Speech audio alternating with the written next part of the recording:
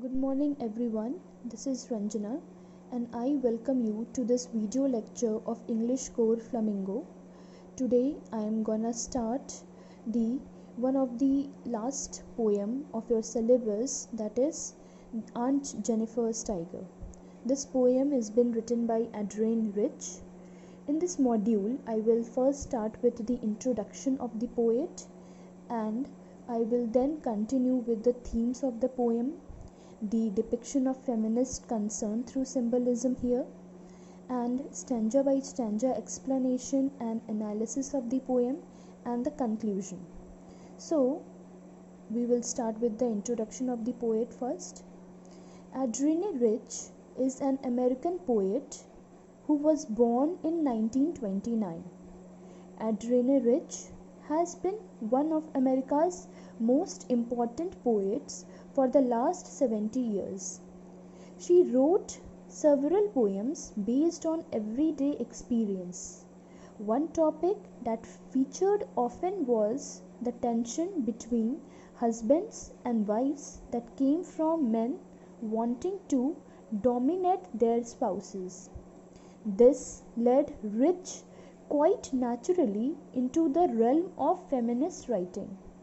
She was brought up in a well-off family of mixed parentage, Jewish and Protestant, that resulted in many tense moments of silence in the home.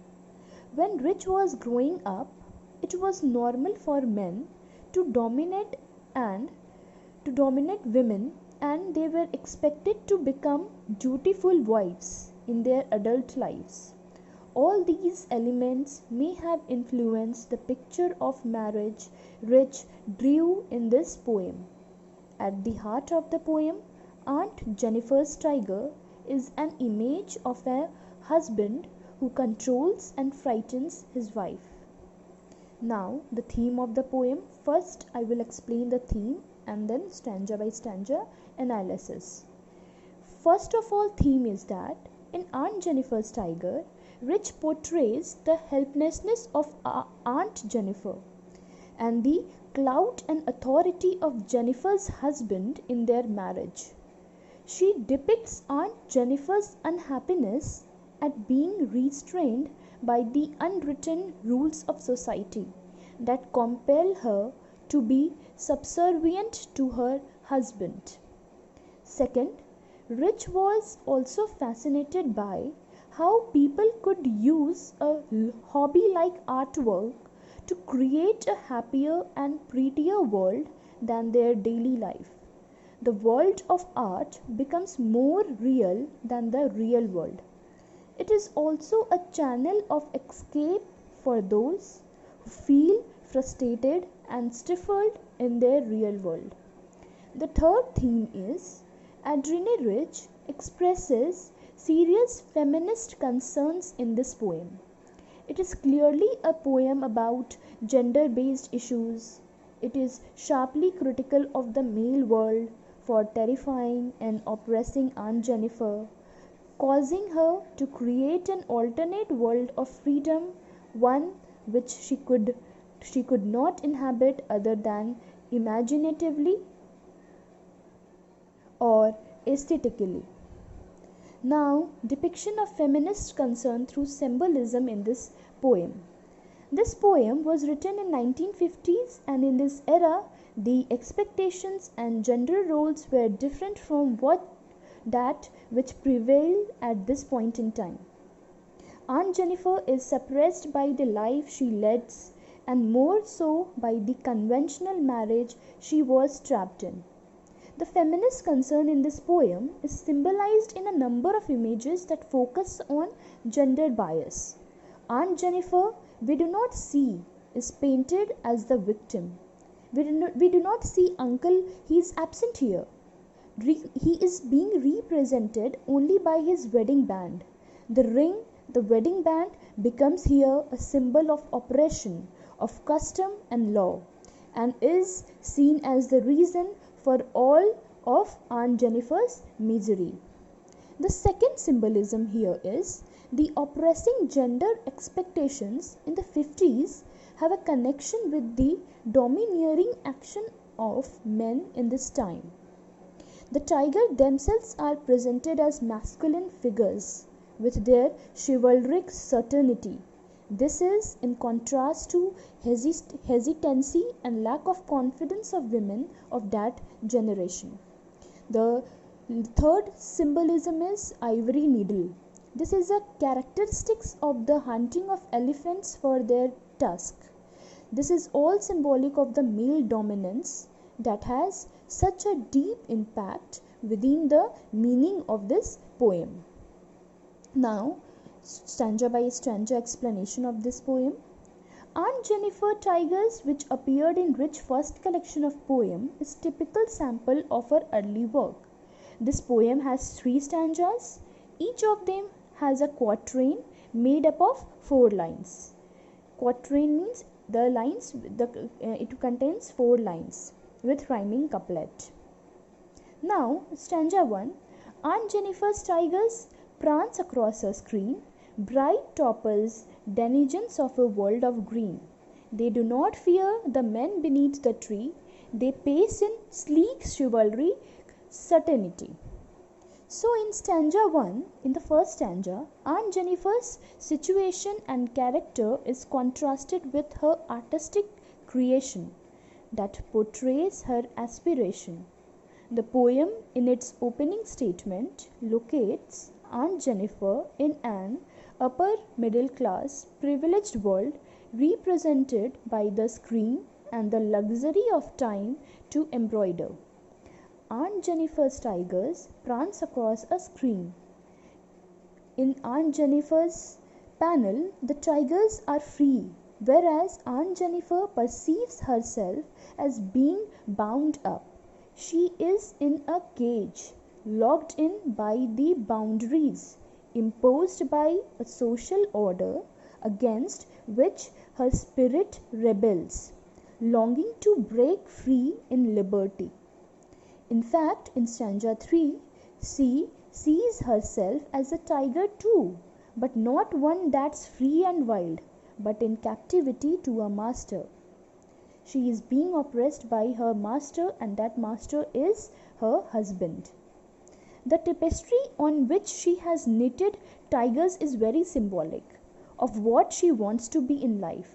She wants to be fearless, assertive, noble, and powerful like the tigers.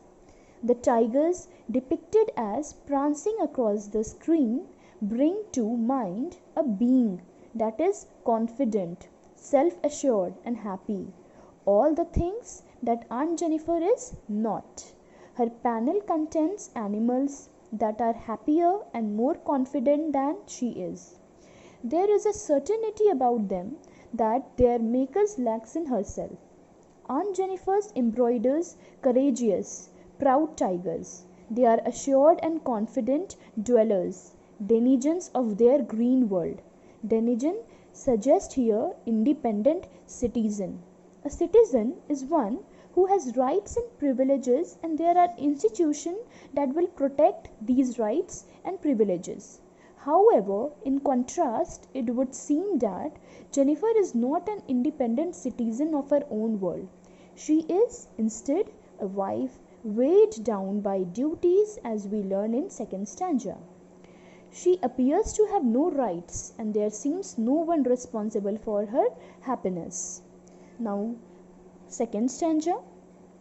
The second stanza, Aunt Jennifer's finger fluttering through her wool, find even the ivory needle hard to pull. The massive wedge of Uncle's wedding band sits heavily upon Aunt Jennifer's hand. So in the second stanza, what we are seeing that Aunt Jennifer's present state is depicted.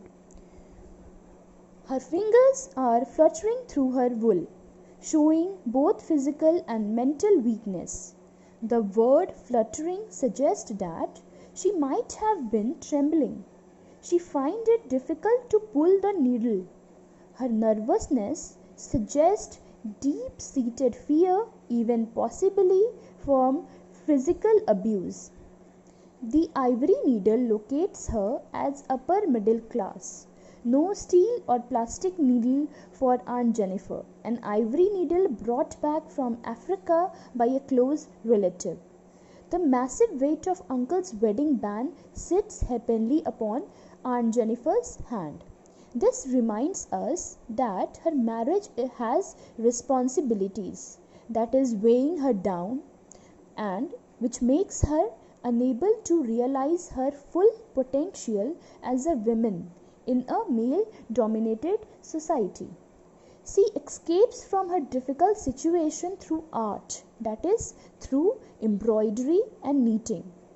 By mentioning that it is Uncle's wedding band, the poet suggests that although Aunt Jennifer wears the wedding ring, it still belongs to Uncle. She has not taken ownership of the demands placed on her by this matrimonial arrangement, and therefore Uncle owns the ring and he owns Aunt Jennifer too. This concept of ownership reduces her to a piece of property, a commodity that belongs to her husband. She is not her own person and hence cannot do what she would like to do. She must do what he, the husband, expects of her. Frustrated, she lives out of her aspiration through art. The word massive and heavily suggests that Aunt Jennifer finds the burden almost too big and too heavy, more than she can possibly cope with. Maybe she detests obeying his commands. As a result, she is somewhat worn out in her old age. Now, para number 3. The third para, when Aunt Jennifer is dead, her terrified hands will lie, still ringed with ordeals she was mastered by. The tigers in the panel that she made will go on prancing, proud and unafraid. So in the third stanza, what the poet wants to say here, that in the final stanza, it shifts us to a point in time after Aunt Jennifer's death, when she is laid out ready for burial. It contains imagery that reflects back on first 2 stanzas. The reference of the hands symbolize Aunt Jennifer as a whole. Through her death would feel her from her present miserable state. Her hands will remain terrified with the wedding ring, which binds her to her ordeal that took complete control of her life. The use of the words ringed and mastered in the same quatrain strongly suggests the circus, in which the master trains a tiger to perform certain feats within the ring for an audience. The audience has particular predetermined expectations concerning the moves of the animals, and the animals more or less complies with those expectations. The tiger is completely controlled by the master of the ring and does nothing outside of the instructions and training of the master. So, society here symbolized by the audience also has preset ideas that women must generally comply with. Whatever their inner aspirations, goals or desires, they must set those aside. There were two options for a woman of that age: forget her dreams or fulfill them through the imagination. In sharp contrast to the dead, lifeless body of Aunt Jennifer is the panel in which the tigers remain vibrant with life, prancing, proud and unafraid. They symbolize all that Aunt Jennifer really wanted to be and what she could attain only through imagination, through the world of art. She could only attain her imagination for being a tiger only through the world of art. Now the conclusion part. Aunt Jennifer Tiger is about the suppressive nature of marriage and society's expectations of women, especially married ones, and reveal that the stifling environment of an oppressive marriage can be very traumatic for women. The first verse of the poem describes the fearless tigers Aunt Jennifer creates in needlepoint. Their freedom and dignity is contrasted in the second stanza to the restrictions of marriage, symbolized by the wedding band that weighs down Aunt Jennifer's fingers as she sews. The themes are resolved in the final third stanza. Even death will not free Aunt Jennifer from her ordeals, but the tiger she has created will continue to appear proud and unafraid. So, this is all the summary and analysis of the poem. I hope you understand well.